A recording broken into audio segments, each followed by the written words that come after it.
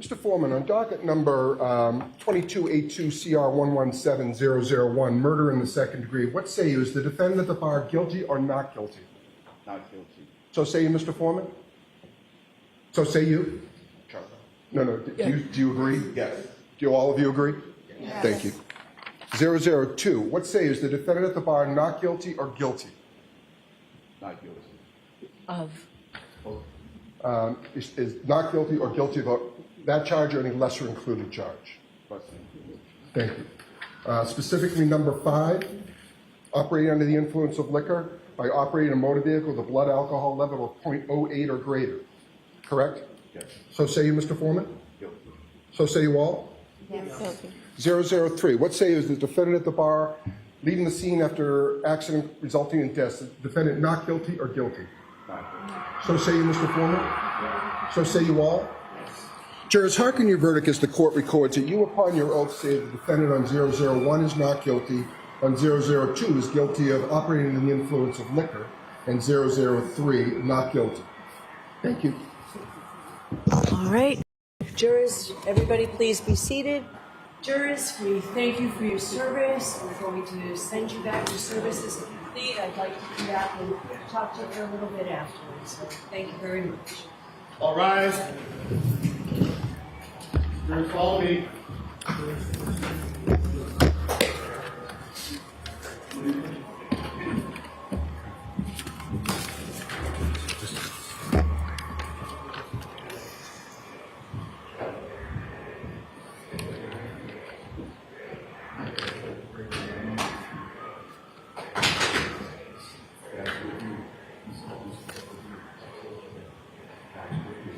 Media, please exit the courtroom immediately.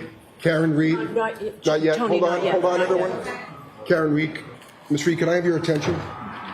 As required by statute, I must inform you that the records regarding the charges that you have been found not guilty will be sealed by the Commissioner of Probation by the court unless you notify the Commissioner of Probation in writing within 10 days that you do not want these records sealed. To request that these records not be sealed, you may use the Request Not to Seal form, which is posted on the trial court's website on mass.gov. I cannot accept the form here in court. You must submit it to the Commissioner of Probation at the address provided on the form. Please be aware that if the records regarding the charges which you have been found not guilty are sealed, you will be unable to access the sealed record of the not guilty dispositions or any other records regarding those charges. If you want copies of any documents regarding those charges before the records are sealed, you should request copies from the court within 10 days. Do you understand? Thank you. All right, so we need a date for sentencing. Can we do it next week? And we would be prepared to go forward today. Okay.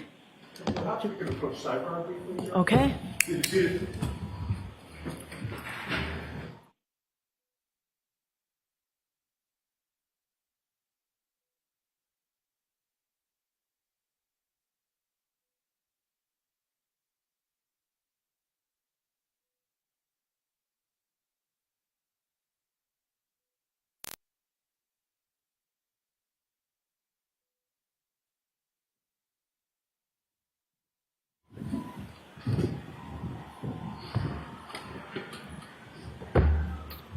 All right, so Ms. Giannetti, you're ready to go forward today as well?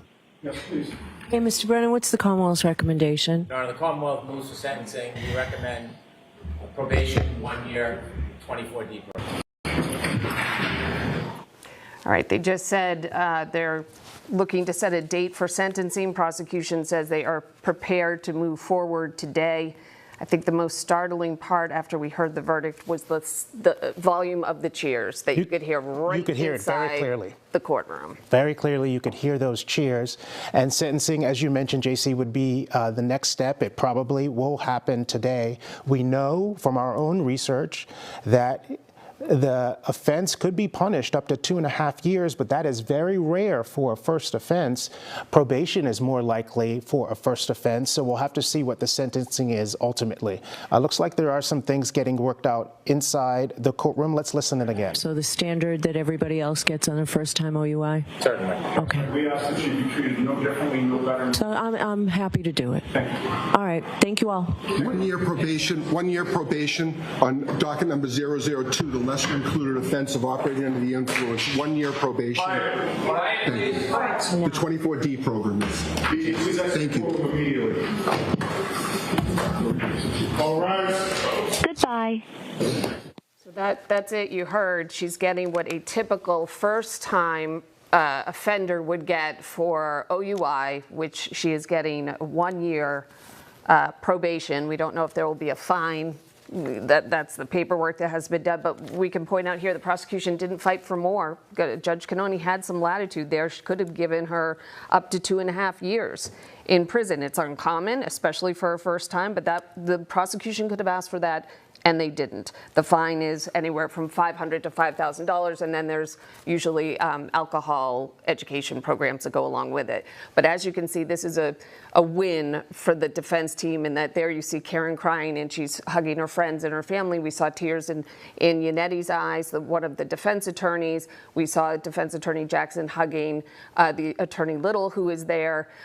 This is 3.5 years of emotion that is just starting to, I would assume, start to leave their bodies within the courtroom and then outside the courtroom. Again, the cheers that came down. What we'll look to Sue O'Connell for later is, if you notice, the side where John O'Keefe's family sits, the side where his supporters sit, is empty.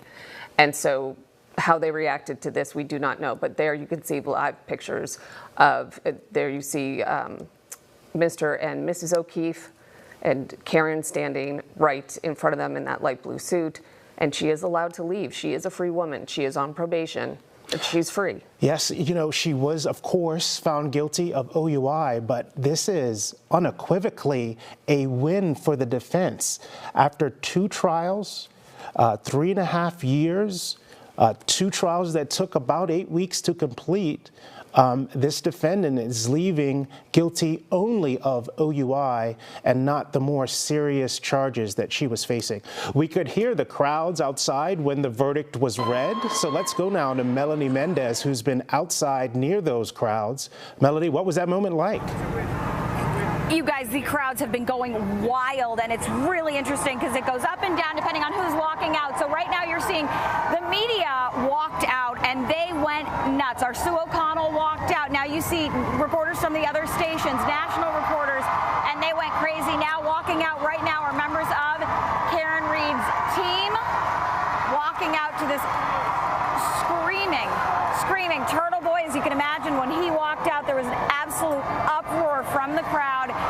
Folks on the Reed team pumping their fists. We haven't seen her main legal team quite yet. And I do want to point out that we saw the O'Keefe family go in the side ramp. My guess is we will not see them coming out. My guess is they will be allowed to go out through a different point of egress. But you can hear them chanting "Free Karen Reed," and they've been in and out of these chants. But Hey guys, we just want to say hello really quickly, and we'll send you back to this riveting coverage of WBTS after the Karen Reed verdict here, found not guilty on most of the charges, except for the OUI charge, under operating a motor vehicle under the influence of liquor. As you heard, they sentenced her to what a normal charge would be.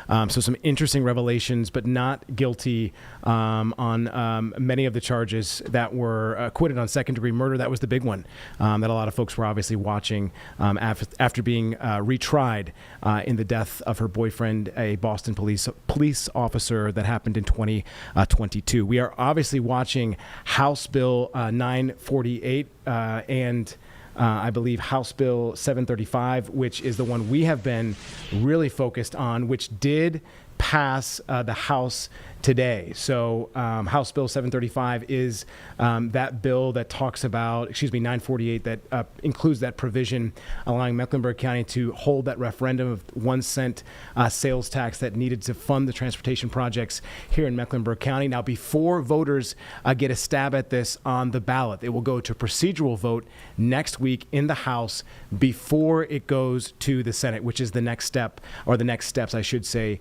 for this bill. So we will still continue to watch this as this the other part of this is House Bill 735 that I was getting confused, which really aims to update some of the funding, modernizing statewide funding projects. So it has a tie into this, but there was no movement on that bill. So again, House Bill 948 is that provision that we care about here in Mecklenburg County with that 1 cent sales tax that overwhelmingly apparently passed the House a little bit earlier, literally came in at the same time the verdict came in at Karen Reed as well. So we know that Tricia Cotham was very confident, obviously, about this bill passing today, and it did so, as she said. And now it will head to the Senate after a procedural vote next week, and then potentially voters in Mecklenburg County will have the final say. So we'll continue to go back to the Karen Reed situation as it still unfolds and as developing situation, which is why WCNC Plus is perfect and why we're asking you to keep it on during the day, because nowhere else do they have these breaking updates except on this platform. We'll send you back now. Anything we've seen thus far, because thus far the supporters have been very quiet, holding up the I love you sign in ASL. I would imagine it's going to get very noisy. We're seeing people, not only the choppers overhead, but we're seeing people running in from all directions to see if they can catch Karen Reed as she walks out of the courtroom right now. We're just seeing a family running up from High Street. And you can see the court officers basically waiting for that moment where she walks out. Everyone, police on high alert. The local officer who's been out here for the better part of 8 weeks with us nearly every day, he just looked at me and kind of wiped his forehead in a sigh of, all right, it's finally over. Which I think is how a lot of folks are feeling out here right now. Certainly folks who work in this courthouse. I've had a chance to talk to so many of them and get to know so many of them over the last few months. And while they understood the gravity of what was happening, they were also keenly aware of the toll it was taking, right? A lot of work was around this. And I do want to mention that I've been talking back and forth with a friend of the O'Keefe family, saying that, listen, this is not an easy moment for the family, but they are just hoping to find justice for John O'Keefe, and we cannot forget that he is at the center of all of this. A life was lost. So while we do focus on this wild reaction and the spectacle that this case has become, it's important to every once in a while just pause and remember why we are all here, and that is ultimately an innocent life was lost, and so that shouldn't be overlooked. But I do think we're going to see any moment now Karen Reed and her legal team. And let's go through some of the players, guys, and feel free to interrupt me at any point if you guys want to jump back in. But her legal team, of course, we have Alan Jackson, who is that hotshot Hollywood attorney, represented Kevin Spacey. He was a prosecutor in LA for years and then became a defense attorney. And David Yannetti reached out, David Yannetti, the local Boston attorney, when he was hired by Karen Reed, reached out to Karen Reed herself, and David Yannetti reached out to Alan Jackson. Alan Jackson decided to take on their case. You'll see Robert Alessi. He's the gentleman with the dark black hair and the glasses. Alessi is from New York. He took on the case pro bono. You'll also see Elizabeth Little. She is from Alan Jackson's firm out in LA. They call her Liza often. You'll see her. She's dirty blonde hair with bangs. She will come out with them as well. You might see Victoria George. She was the alternate juror from the last trial who decided to help pro bono, joined the Karen Reed team as well. She's been in and out. I'm not sure if she was in court today. Couldn't quite get that shot, but you will also see... Melody, I'm just going to interrupt you for a moment, because I think you've given us an opportunity to just tell our audience about the legal maneuvering that happened before we got into this point.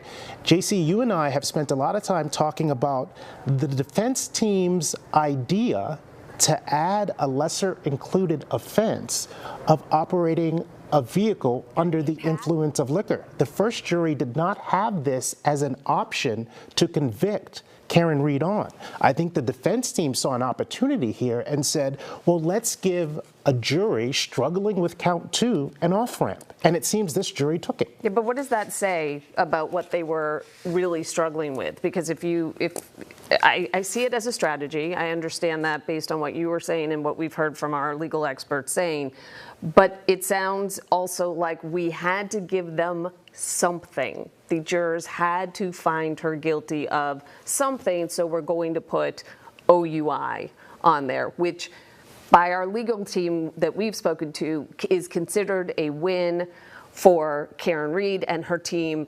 It is the least of all the charges. It is a 1-year probation. It is a small fine. She might have to take alcohol education classes. When you compare that to possibly manslaughter or murder in the second degree, there is no comparison. You're absolutely verdict that right. just came And I in. think what the defense team saw was an opportunity to avoid getting hung on one of the charges. And this seems to have avoided that. We'll get more legal analysis on that later, but for now, let's go to NBC 10's Malcolm Johnson, who's also on the ground outside the courthouse. Malcolm. Yeah, Glenn, we want to continue to give you a feeling of what it's like here outside of the courthouse. Earlier, I heard Melody compare it to that of a concert. I'd say it does feel that way when you listen to the raucous applause that you get from the crowd members here, and you see the woman there who's holding and swinging the American flag back and forth. Some people have decided to climb on top of the columns of these public buildings here in town. It looks like a team has won a championship. These are scenes that you'll see after, I don't know, maybe your Boston Celtics were to have won the championship just a season ago, climbing up light poles. You know, if you come over this way, again, we think there's some more than 500 people that have made their way here into the crowd. And Anthony, who's our photographer on the day, will come over here. You know, we've been talking to different people about their different emotions and how they're feeling, what it's been like, not just through the first trial, but through the second trial as well. There's a woman here, Cheryl, if you don't mind. Yes. Sorry, don't mean to scare you. You know, we saw you how emotional you were earlier. You know, you were praying. What has this process been like for you? To know that there is some justice. There really is some justice, and to know that Karen's free. She doesn't have to go do this again. We feel bad for the O'Keefe family because no matter what, they lost a son, and why we don't understand. But now they can find out what happened to their son. So justice was served today, and thank God. Why has this been so emotional for you and so many others? Because this could be any one of us. We're all Karen Reed. This could be any one of us. And if you didn't have the kind of funds that she had to get yourself out of this, where would we be? In jail. We would all be in jail right now. So thank God for the jury that they picked this time, that Karen had a hand in it, and that justice was served this time. And it's an OUI, but that's fine. She was drinking. She should pay for that. And if you could introduce us to your sister here, just to talk about what it is. Ma'am, how you doing? Good. How are you? I am overwhelmed. Karen is free, like we knew she was going to be. Again, I do feel bad for the O'Keefes because they lost a daughter, they lost a son, but she didn't do it. She didn't do it, so you know what? God bless Karen Reed. She's free. McAlbert's, try again. Try again. What does justice look like for the O'Keefe family through your eyes? Justice, because their son got murdered, and they don't know who did it. Karen's free. She didn't do it. You have all these guilty, corrupt police officers that happen to be in the building and everything. You know what I mean? So they're not going to get justice. They probably do believe Karen did it, but she didn't do it. Look at, she got proved innocent. She didn't do it, and I feel bad. But you know what? She's free. Karen Reed's free. She didn't do it. Sorry. Are there things that you would like to hear from her today in the press conference that's forthcoming? I just want to see Karen smile. I want to see her parents smile. I just want to just live her life, be able to walk the streets and just live. You know what I mean? She didn't even get to mourn John's death. You know what I mean? Maybe now she'll be able to. And you know what I said, and I meant it, and every day, John O'Keefe set Karen Reed free himself. Amen. Free Karen Reed. Thank you for your time. Yeah. So if we swivel over this way, we'll continue to show you what things look like here. Again, this is some of the different vehicles that have come by that are likely for Karen Reed's legal team. We have seen them enter and exit in and out of these trucks and make their way into the courthouse over the last several days and weeks, for that matter. We are still waiting for a press conference to take place here. It doesn't seem that much of anybody has left. As we continue to look at how big the crowds are here, folks are standing by. I think they are waiting to find out what is to be said in this press conference. I think after you go through something like this, if you are a supporter, you want to see it through. And so, yes, we do have a verdict here, but I think they're anticipating what it is that Karen is going to be saying and that of her legal team as well. So we'll continue to stand by here on scene, but the feelings, very much like Melody said, that of a concert or a championship had been won just outside of this courthouse where it is organized, and you see some of the barriers barriers here that are set up, keeping people at a distance from the courthouse itself and from where we expect the press conference to take place. But we have heard chants of "Free Karen," "Karen is free," and those singing the Star-Spangled Banner. Again, this is the scene here outside of the courthouse. We'll continue to keep an eye on things as we wait, again, for that press conference to take place. Malcolm, thank you. We appreciate that. We're going to have to assume that until we see otherwise, that those of the family and friends and loved ones of John O'Keefe are not going to go out that front door to go in front of that crowd. I know I myself would not want to walk down those stairs in front of that crowd when you have to leave knowing at this point it appears that no one will be held responsible for their son, their family member, their friend's death. So that is a monumental moment that they have to process. As for Karen Reed and the defense team, I'm sure they're gathering themselves. We saw David Yannetti, one of her defense attorneys, with some tears in his eyes. But let's go to someone who was right there at the moment. We have our courtroom insider, Sue O'Connell, who can better describe what that moment was like than any of us. Sue? Well, JC, it was a very stressful beginning of the afternoon when we were called in and told that there was a verdict slip, but then there wasn't a verdict slip, that the jury had come to a decision, but then they didn't. But then we were just asked to wait outside, and they would let us know if there was going to indeed be a verdict. Then we all went in. We were asked to leave all of our bags outside the courtroom. The court officers allowed more press than usual in. The room was packed with about 10 court officers, and then the nervous anxiety and energy of the Karen Reed team and friends and family waiting. The O'Keefes had not entered the courtroom yet. There was a lot of nervous energy, a lot of hugging. Karen hugged Attorney Alessi, hugged Attorney Jackson, and then when David Yannetti walked into the courtroom before the judges here and before the jury came back, he told a joke to them and they laughed, and then Attorney Little hugged him. So all of that pent-up energy waiting to see what the verdict would be. And then, of course, it's always so weirdly anticlimactic and a little clumsy because it's not a television show, it's real life. And the foreman said sure at one point when he was asked to affirm the verdict as it was read. And it got so loud outside here, outside the courthouse, on the street, which we're all seeing here, that as the verdicts were being read, we really couldn't hear them inside the courtroom. But we did know all of them came back not guilty except for the charge on the OUI. And then business as usual as what happens. The jurors leave. The judge, Beverly Cannoni, asks if they'd like to set a date for the sentencing hearing.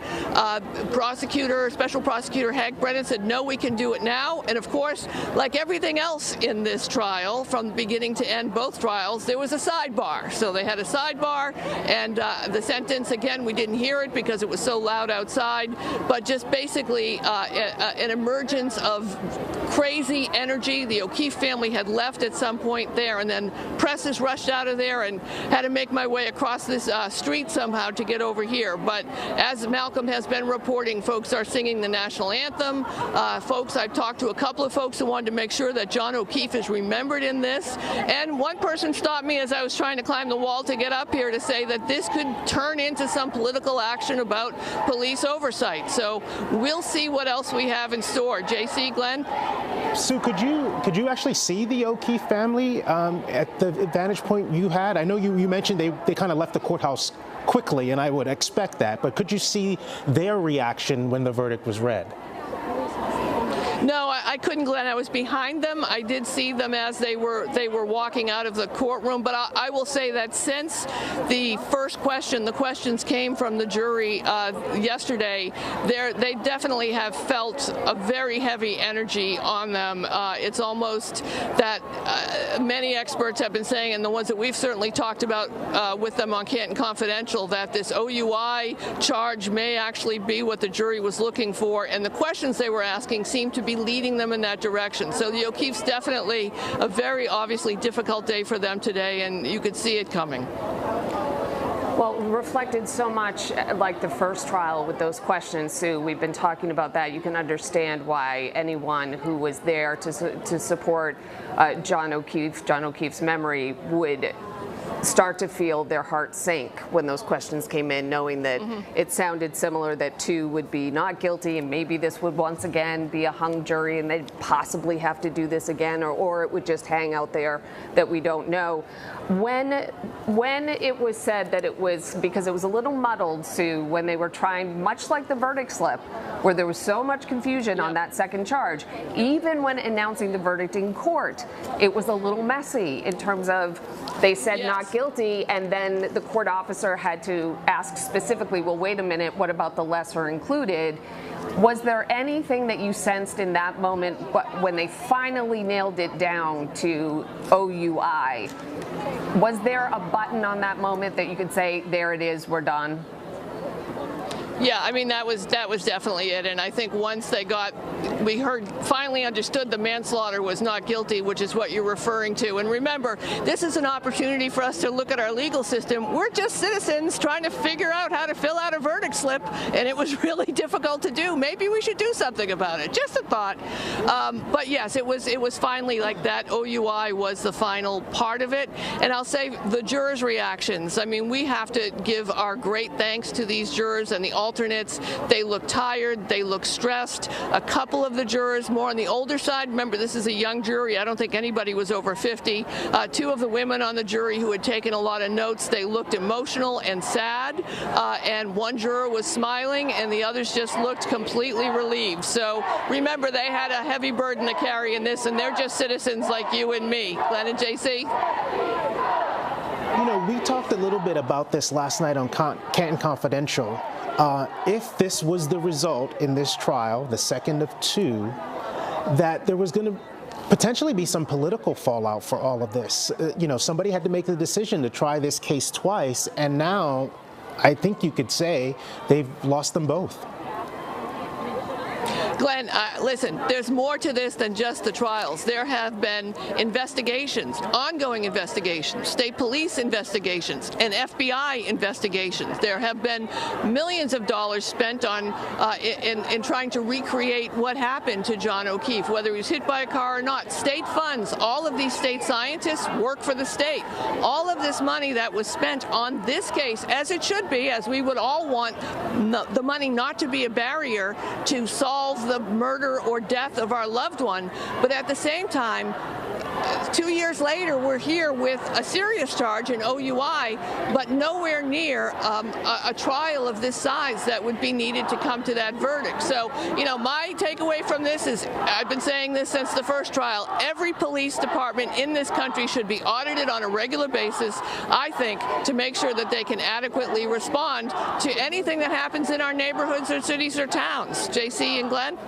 So I wanted to ask you, we do expect the defense team, specifically Alan Jackson, David Yannetti, to come out and speak to this crowd, and possibly Karen herself. Did you see by chance where Special Prosecutor Hank Brennan may have gone?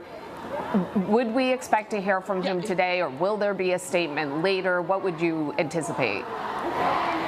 I think, JC, I think he left already. I may be wrong, but I think he was behind me as I was trying to get across the street. But I imagine what we'll see, like we did last time and often at trials, is there'll be a press release sent out by District Attorney Morrissey's office that will give us more information about what they feel. But for all intents and purposes, in reality, any way you want to slice it, this case is done.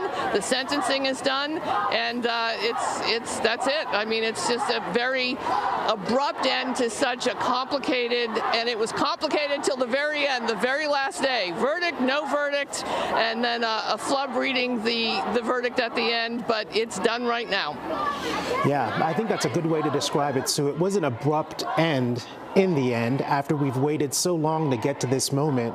But the judicial system has resolved its second murder trial against Karen Reed, and it acquitted her of all the murder charges, but she was convicted on a lesser included charge of operating under the influence of liquor.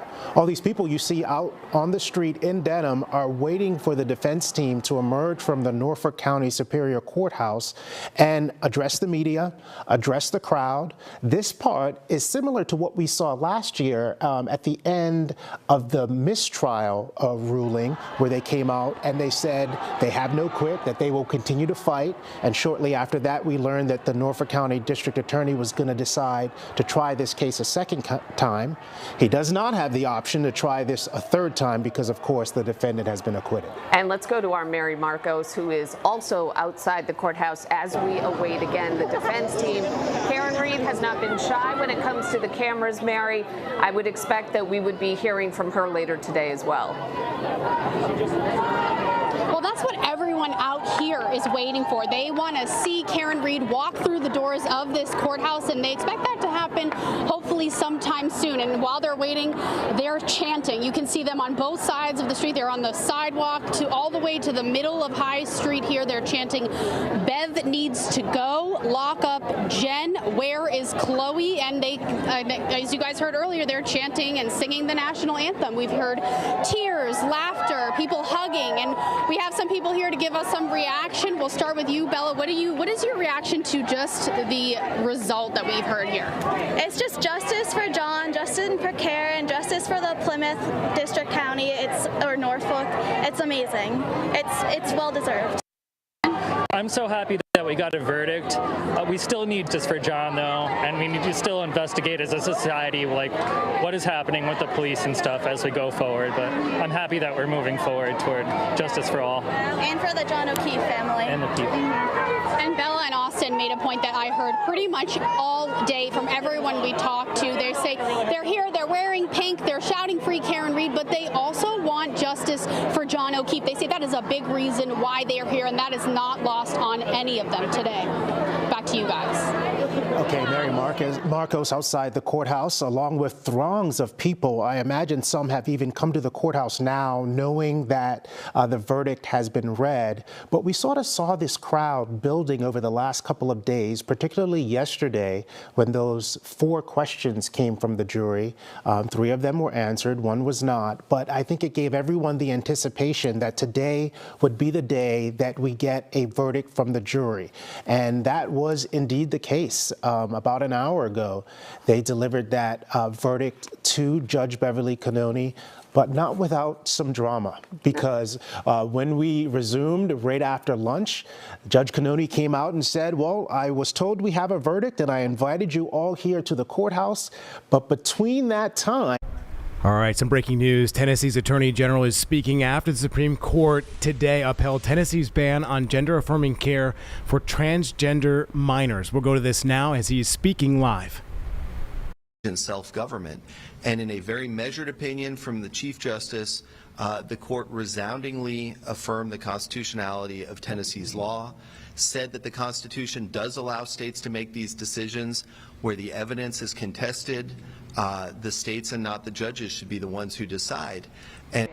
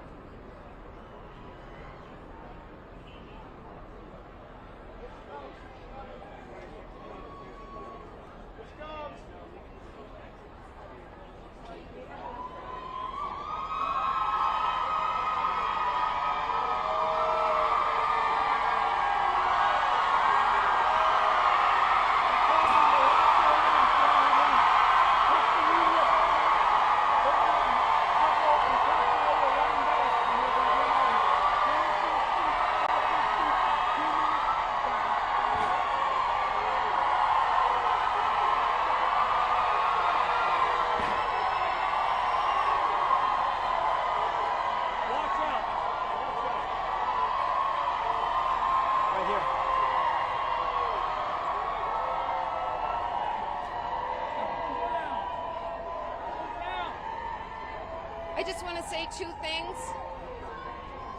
Number one is I could not be standing here without these amazing supporters who have supported me and my team financially and, more importantly, emotionally for almost 4 years.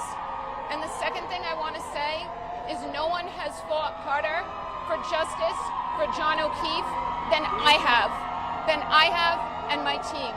Thank you. So you want to see it reopened? Karen, you want to see the case reopened?